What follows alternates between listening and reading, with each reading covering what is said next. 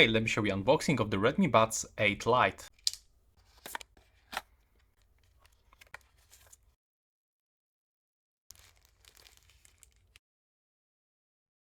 So it's fully made out of the plastic, but it's actually matte plastic, so there's no any fingerprints on it, and we can see less scratches than on the shiny.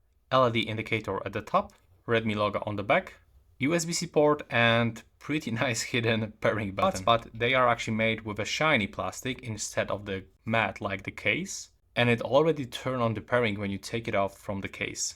Okay, and how it looks, actually pretty standard, nothing impressive about the design, just a normal earbud.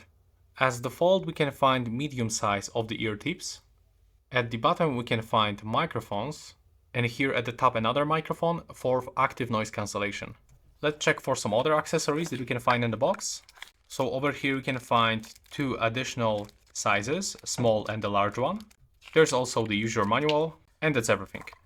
There is Xiaomi earbuds application that you can download on the Android devices, but also on iOS devices. And when we download this application, we will be already connected. It's like super fast. In the application, we can check battery level of both earbuds. We can also find noise cancellation and the transparency mode. We can even get this promotion code for 3 months for Spotify Premium.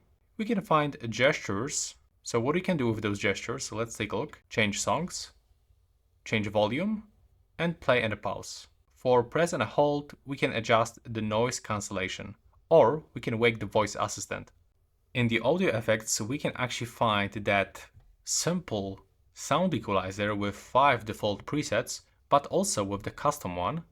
In the additional settings, we can find the dual connection, option to change name of those earbuds. We can also update firmware, and we can find them by using sound signaling. And that's everything. If you are wondering how they sound, I'm gonna record another video and tell you something about this device.